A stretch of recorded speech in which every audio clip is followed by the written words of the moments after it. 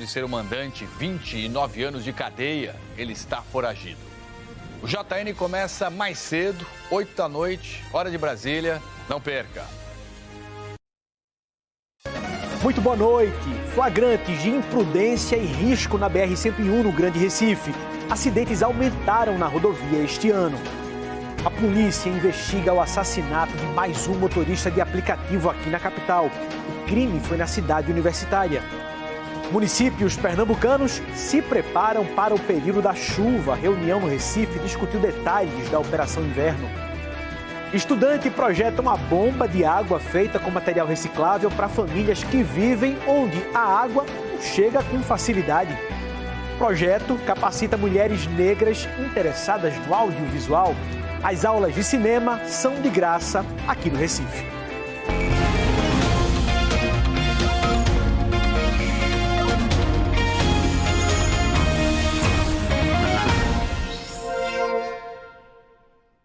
Aumentou o número de acidentes na BR-101 Norte no Grande Recife. Entre janeiro e março desse ano, foram 112 casos a mais do que no mesmo período do ano passado. A imprudência no trânsito é um dos principais motivos. Em poucos minutos, uma sequência de irregularidades e negligências na BR-101 no trecho metropolitano. Olha esse flagrante. O piloto da moto está no acostamento e faz uma manobra perigosa para não perder o retorno, que fica em frente ao centro de treinamento do Náutico, na Guabiraba, zona norte do Recife. Eu trabalho domingo a domingo como Uber. Eu vejo de 10 a 7 acidentes por dia de moto. Tem que estar aí buzinando, tem que estar prestando atenção, tanto aqui, tanto lá na frente, com certeza. O dia a dia hoje em dia é uma guerra no trânsito. Na semana passada, 9 de abril, um homem de 29 anos e uma mulher de 21 morreram após um acidente envolvendo uma motocicleta e 2 caminhões, também aqui no bairro da Guabiraba. No dia seguinte, mais um acidente na Guabiraba e também com um motociclista. A PRF disse que ele foi atingido por um carro, caiu da moto e, em seguida, também foi atropelado por um caminhão. A PRF ela faz o levantamento das principais causas dessas colisões. Tem verificado que a principal causa tem sido a falta de reação do condutor, que está associada muitas vezes à falta de atenção aí, porque ele está olhando no celular, porque ele está distraído no trânsito. Além disso, outros fatores também pesam, como também transitar entre veículos de grande porte, que é aquele trânsito pelo corredor, a própria questão da velocidade. De acordo com a PRF, em janeiro deste ano foram registrados 130 acidentes entre os municípios de Igaraçu e o Cabo de Santo Agostinho, 48 a mais do que o mesmo período do ano passado. E em março deste ano, os acidentes na BR-101 chegaram a 119 registros, 37 a mais do que em março de 2025. De acordo com a PRF, o trecho mais crítico é este aqui, entre os quilômetros 60 e 70 da BR-101 Norte, no Recife. Nos 3 primeiros meses deste ano, foram registrados 15 acidentes, com 19 pessoas feridas e uma morte. Estamos em frente ao centro de treinamento do Náutico. O motorista percebe que passou do retorno, mas para ele isso não é problema. Dá ré no carro por mais de 400 metros e atravessa 2 faixas para fazer o retorno. Um outro problema é a segurança para os pedestres. Melhor, a falta dela. Sem as lombadas eletrônicas, eles aguardam a boa vontade dos motoristas para atravessarem as faixas da rodovia.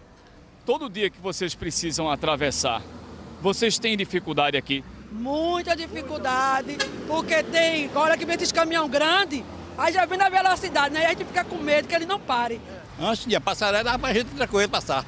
Hoje em dia você tem que solicitar que os motoristas parem, alguns parem e outros não. Um outro trecho perigoso é este, que fica em frente ao Ceasa, no bairro do Curado, na zona oeste do Recife. Aqui, os carros que vêm do retorno entram sem atenção nas faixas da BR-101. Com a retirada da lombada, aumentou um pouco os acidentes. O trânsito tá muito violento, principalmente os caminhões, carga grande que não respeita os motoqueiros.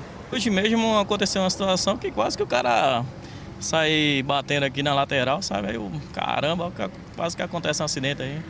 E como se não bastasse tudo isso que mostramos, ainda há um outro problema. A passarela usada por centenas de trabalhadores do SEASA. A iluminação não tem, é escuro demais, então a gente corre muito risco. Tem muito acidente aqui que o pessoal não quer subir a passarela com medo, aí tenta atravessar, então... Atropelamento. Atropelamento. Bom, o DENIT informou que está trocando os contratos e as lombadas eletrônicas na BR-101 Norte devem voltar até o mês de julho desse ano. Sobre a iluminação na passarela, a Prefeitura do Recife disse que vai mandar ainda hoje uma equipe para avaliar o local e resolver o problema. Um motorista de aplicativo foi assassinado hoje de madrugada na cidade universitária. É mais um crime que mostra como esses trabalhadores rodam cercados de insegurança aqui no Recife. O crime foi por volta de 1h30 da madrugada, neste trecho da Avenida Professor Moraes Rego, em frente à reitoria da Universidade Federal de Pernambuco, na cidade universitária. A vítima foi identificada como Djalma Alves da Silva Júnior, de 30 anos. De acordo com a polícia militar, ele estava dentro do carro quando foi abordado por criminosos que estariam em uma moto. Depois de ser baleado com um tiro na cabeça, o motorista perdeu o controle da direção e bateu nesta árvore. Djalma, que seria de Bonança, em Moreno, morreu no local. Hoje à tarde, ainda havia marcas dos pneus do carro e estilhaços espalhados. No vidro, a marca do que pode ter sido o disparo que atingiu a vítima. Esta câmera, no acesso ao FPE, pode ter registrado o assassinato. O carro de Djalma foi levado para o pátio do Departamento de Homicídios e Proteção à Pessoa, o DHPP, onde o caso está sendo investigado. Mesmo sem nenhum objeto roubado, a Polícia Civil registrou o caso como latrocínio, que é o roubo seguido de morte. O crime, que aconteceu hoje de madrugada, não é um caso isolado. Em fevereiro, o motociclista por aplicativo, Wilker Lima, de 32 anos, foi morto a tiros em Abreu e Lima. Em março, o motorista Vitor Dantoli de Fonte Souza, de 36 anos, também foi assassinado durante uma corrida no bairro de Casa Forte. 3 semanas depois, Eduardo Luiz da Cruz, de 31 anos, foi morto em Candeias, em Jaboatão dos Guararapes. A sequência de assassinatos acende um alerta para quem depende dos aplicativos para trabalhar. Motoristas relatam estratégias próprias de proteção, como grupos de comunicação em tempo real. Mas, na prática, dizem que isso não tem sido suficiente diante da violência. Antônio, de 64 anos, trabalha há 3 anos como motorista de aplicativo.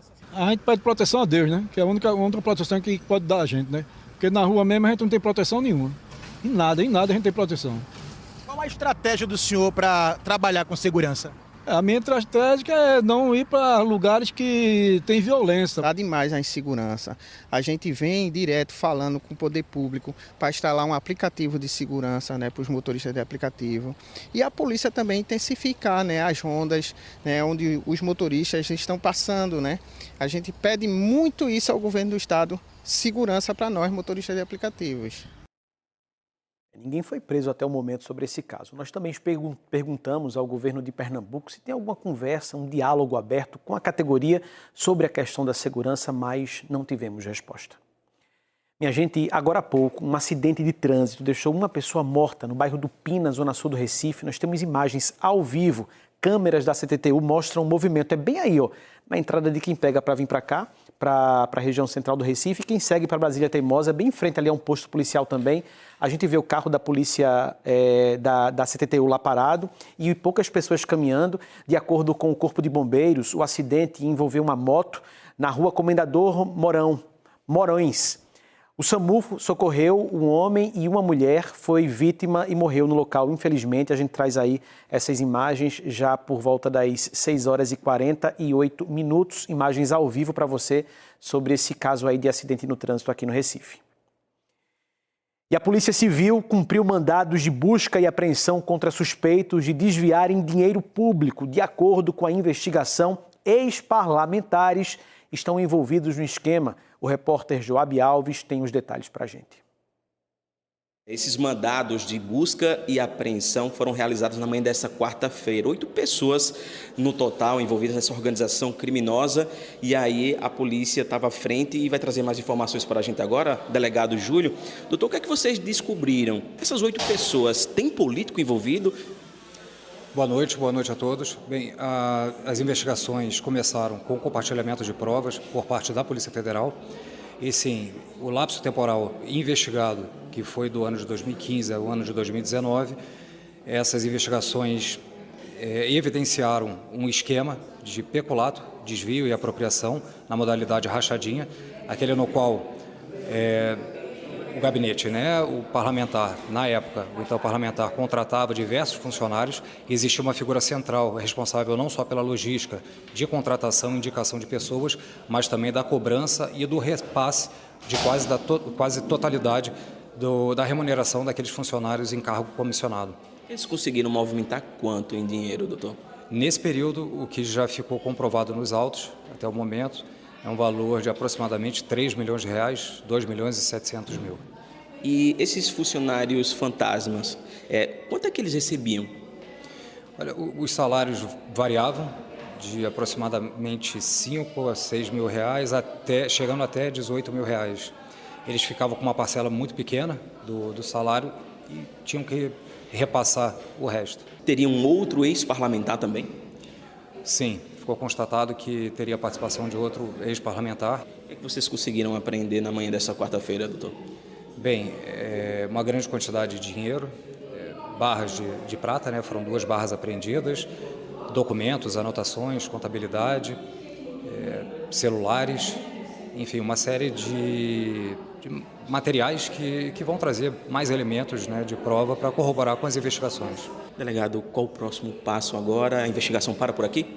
A Polícia Civil não para, as investigações continuam e a ideia é analisar tudo aquilo que foi apreendido para que a gente consiga ter a real proporção e dimensão de como foi aquele esquema, se repetiu no mandato posterior, enfim, as investigações continuam. Delegado, muito obrigado aqui pela participação com a gente aqui no NE2. A gente reforça que os nomes desses ex-parlamentares não podem ser divulgados ainda para não atrapalhar as investigações. Eu volto com você aí no estúdio. Um idoso de 70 anos foi resgatado em condições análogas à escravidão no bairro da Mostardinha, aqui no Recife. Ele trabalhava como cuidador de um outro idoso e essa notícia está no G1 Pernambuco aqui, que preparou uma reportagem, tem aqui a foto da série do Ministério Público, enfim, todas as informações eu adianto para você apontando a câmera do celular para a tela, para o QR Code, te leva a essa reportagem que está bem completa. Durante a fiscalização de auditores fiscais do trabalho, 2 pessoas responsáveis pela contratação do idoso foram presas em flagrante. De acordo com o Ministério Público Federal, o local onde o homem trabalhava foi descrito como insalubre, com forte mau cheiro e uma estrutura precária. Os suspeitos foram indiciados pelo crime de submeter trabalhador a condições análogas à escravidão. Eles vão responder em liberdade. Bora seguir o NE2? O prazo para entregar a declaração do imposto de renda termina no dia 29 de maio. Você sabe como evitar a malha fria e sabe o que fazer se já caiu nela? Bora falar com o Diogo Franco ao vivo, ele explica tudo pra gente agora. Chega, Diogo, boa noite para você, boa noite para o nosso entrevistado também. Oi, Juliano, boa noite para você, boa noite a todos. Para a gente tirar essas dúvidas, a gente convidou aqui Roberto Nascimento, que é presidente do Conselho Regional de Contabilidade. Roberto, bem-vindo ao NE2. Responde para a gente quais são os principais erros que podem levar o contribuinte a cair na malha fina. Boa noite. Boa noite, Diogo. Boa noite a todos. Para a gente é um prazer estar aqui e responder essa pergunta que é tão frequente na cabeça de todos os contribuintes. O contribuinte precisa tomar todo cuidado ao fazer sua declaração do imposto de renda, porque pode haver alguma informação incorreta que leve a declaração dele a cair na malha fina. Então, quando ele receber a sua documentação, tiver com a sua documentação para fazer fazer a declaração de imposto de renda, ele deve baixar a declaração pré-preenchida e confrontar com os documentos. Os documentos que ele tem prioridade, prevalece sobre as informações que virão na declaração pré-preenchida. Em permanecendo divergência, ele deve convocar a empresa ou a fonte pagadora para que retifique as informações que foram mandadas para a Receita. Agora, precisa ter cuidado, porque às vezes essas informações foram substituídas e ainda não foram processadas pela Receita Federal. Perfeito. O que é que mudou na declaração do imposto de renda com o uso do E-Social? O uso do E-Social, ele, como é uma implantação, ele ocorreu alguns erros. Às vezes as pessoas mandam informações em rubricas, em contas erradas, e isso dá divergência, e essas divergências precisam ser corrigidas. Então, é uma questão só de adaptação, mas logo, logo, todos os contadores já estão dominando essa ferramenta e vai dar tudo certo. E quando uma declaração cai na malha, a gente tem tempo de retificar. Deve retificar o mais rápido possível, mas se não fizer, tem até 5 anos para fazê-lo. O prazo é até o dia 29 de maio. Até o último minuto de 29 de maio. Tá, joia, doutor, muito obrigado pela sua entrevista. Voltamos ao estúdio. Diogo Franco e o presidente do Conselho Regional de Contabilidade falando sobre os cuidados com a malha fina para não cair numa fria na entrega da declaração do imposto de renda. Muito boa noite para vocês. Bom descanso, Diogo. Representantes das defesas civis de 39 municípios do estado participaram de uma reunião para definir as estratégias que devem ser usadas durante o inverno desse ano. A vice-governadora Priscila Krause esteve na abertura da Operação Inverno. Ricardo Branco, do Centro Nacional de Gerenciamento e Risco de Desastres, o SENAD, representou a Defesa Civil Nacional. Ele destacou a inovação do sistema do Alerta Defesa Civil, que faz um aviso pelo celular em momentos de emergência. Essa é uma ferramenta que já está sendo usada pela Defesa Civil de Pernambuco. As pessoas que moram em áreas de morro, pelo acumulado de água, de chuva naquela região, nós temos já monitorando esse acumulado, essa umidade de solo. A gente vai enviar, através do Defesa Civil Alerta, as mensagens de emergência, tem a severo ou tem a extremo, e que a pessoa que receba, ela tem que atentar às orientações que vão nessas mensagens, além de atentar às recomendações que a Defesa Civil do município, da sua localidade, esteja também transmitindo. A Operação Inverno alinha estratégias para o período de abril a julho, meses em que chove mais em Pernambuco. Um momento muito importante para pensar em soluções e ações mais rápidas e efetivas para ajudar principalmente a população que vive em áreas de risco. É o caso de Palmares. O município da Zona da Mata Sul teve episódios marcantes em períodos chuvosos, como em 2010. O importante que eu destaco é a questão da PAC, que ela dá o prognóstico para os próximos meses de chuva e aí internamente a gente vai se programar para fazer as ações de prevenção no nosso município. Josimere Melo é secretária de Defesa Civil de Sertânia, no Sertão. A cidade, que estava sofrendo com a estiagem, foi surpreendida por chuvas fortes no ano passado. A gente tem essa questão do plano de contingência, nós fomos capacitados por um curso de abrigo temporário, que a gente levou isso para Arco Verde, né, convidando os municípios próximos ali, para mostrar a importância da gente ter todo esse preparatório para atender esse pessoal. Para enfrentar essas situações, os municípios do interior seguem fazendo também um trabalho educativo, como em Bezerros, no Agreste. Vamos iniciar agora uma campanha voltada para o uso consciente, né, do descarte do lixo, que é uma grande problemática, né, com essas recorrências desses desastres em Bezerros. Na região metropolitana, o secretário de Defesa Civil de Olinda disse que um grande passo para ações de enfrentamento à crise este ano foi a atualização do Plano Municipal de Redução de Riscos. A gente conseguiu ter o recorte do município no que diz respeito aos riscos. Aí a gente conseguiu implantar o IELAGO, que é o sistema que vai ser apresentado, aonde ele dá não só a questão de alagamentos, como é que está o comportamento do alagamento, né, para a gente coincidir com a maré alta ou baixa e identificar a tendência de alagamento para a gente orientar as famílias, como também a parte de deslizamento, que eles estão colocando um sensor de massa que diz grau de saturação. Minha gente, agora vê só essa história. Um gari que estava fazendo a limpeza no rio Capibaribe encontrou um patinete elétrico coberto de lama, bem na região que fica no Parque das Graças, aqui no Recife. A gente publicou essa história no nosso Instagram, é o @ne2.globo. Os patinetes elétricos, eles foram lançados em março desse ano para que as pessoas daqui da capital se locomovessem com mais facilidade.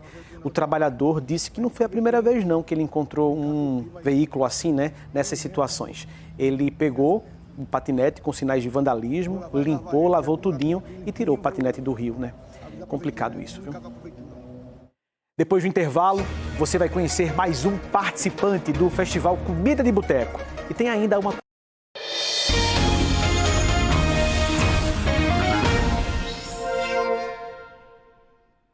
Eu tive o prazer de conhecer um estudante de 14 anos, daqui do Recife, que construiu uma bomba de água movida ao vento.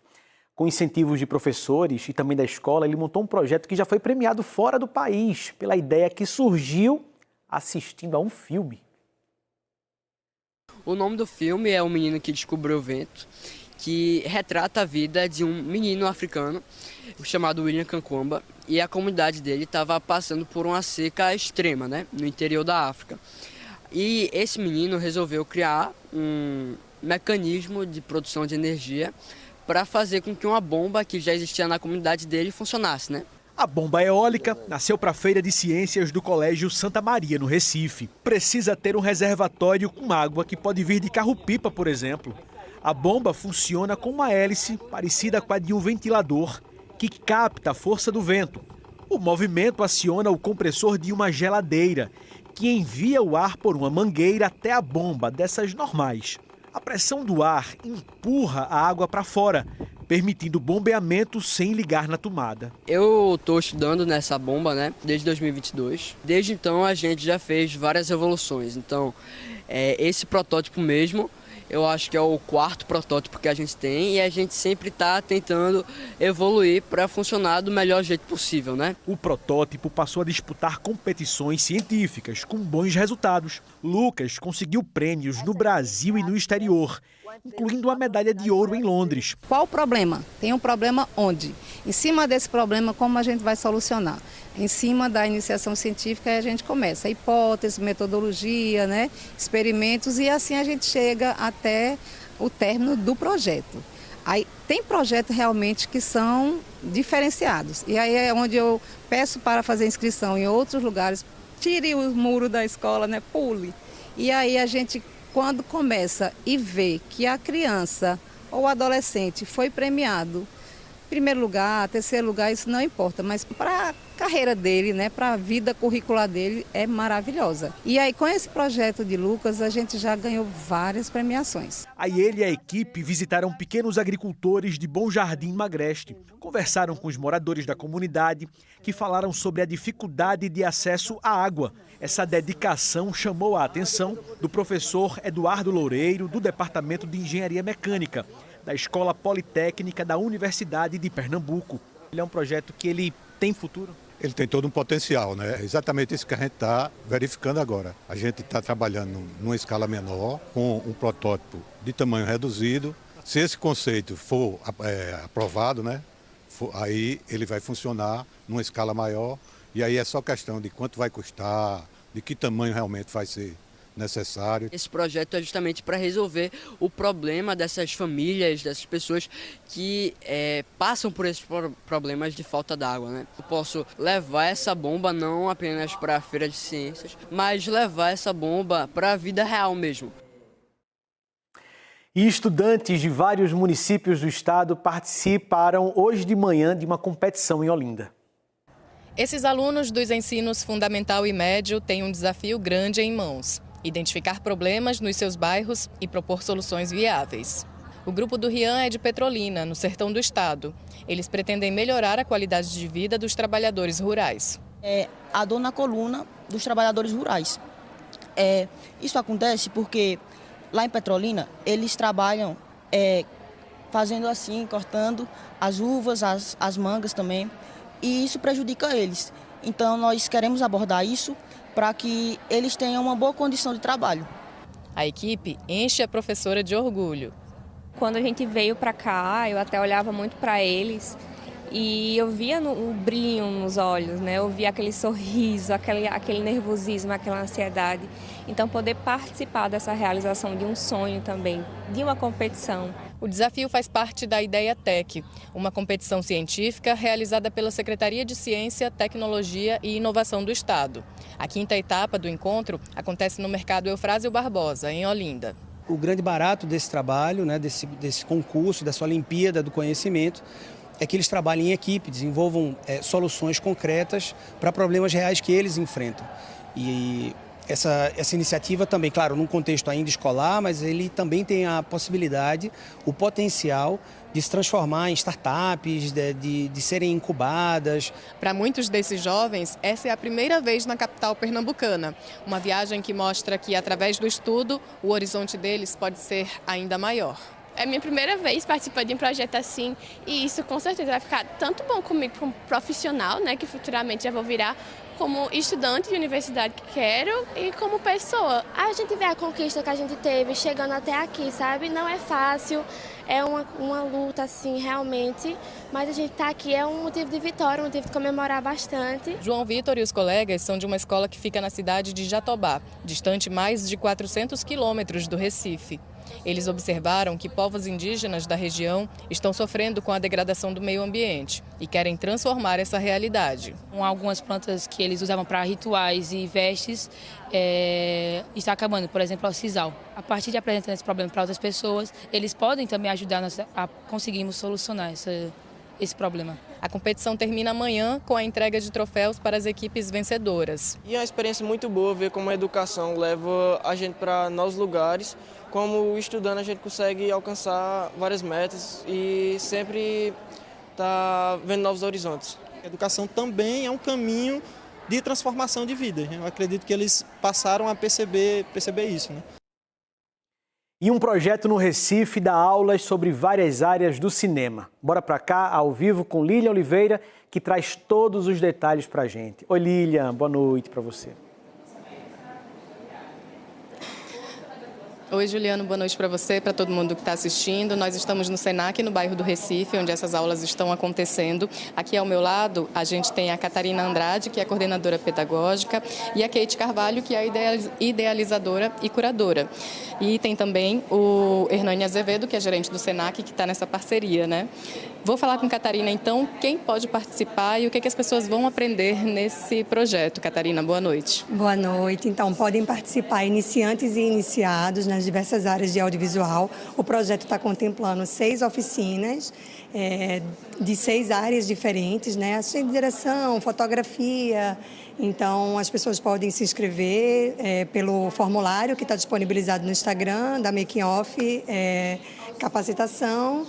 E todos estão convidados, as turmas são bem diversas no sentido de não tem pessoas só que já têm experiência, tem esses iniciantes também estão convidados a vir a se aprimorar.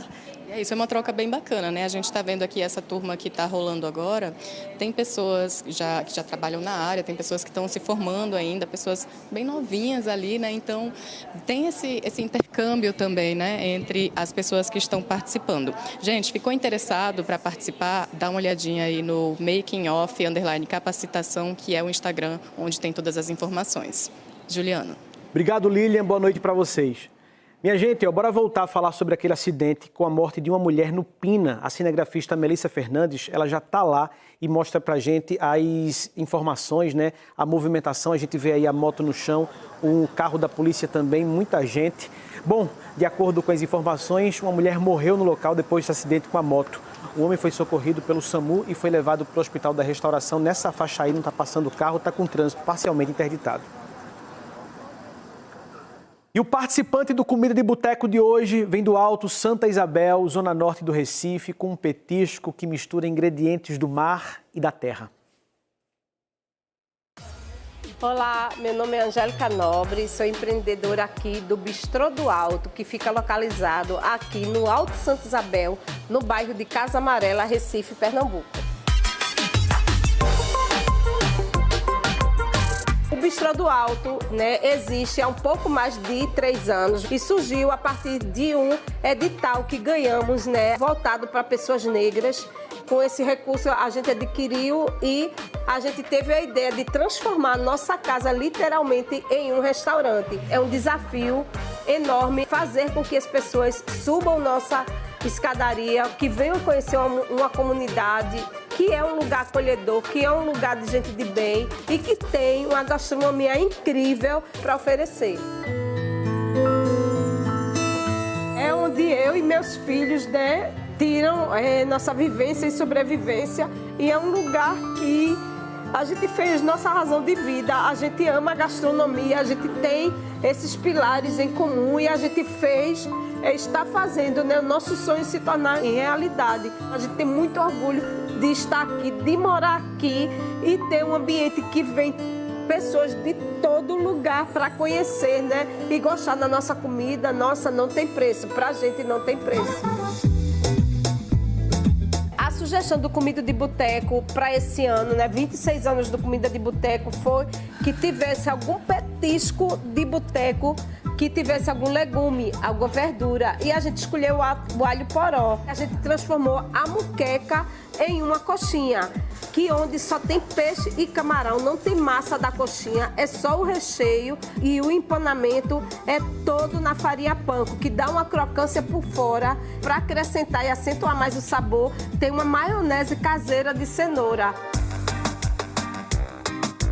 Se a gente ganhar a Comida de Boteco, será assim, né, uma sensação indescritível. A gente já é muito feliz por participar, né, pois dá muita visibilidade para o nosso local, para o nosso espaço e para o que nós mais amamos fazer, que é cozinhar. É esse nosso sonho, levar nossa gastronomia, que é feita com muito afeto, com muito carinho, ser levada a nível nacional.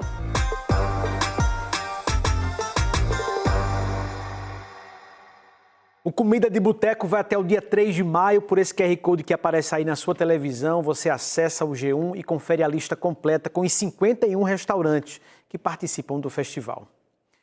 Hoje o JN é mais cedo, 8 da noite. Boa noite para você.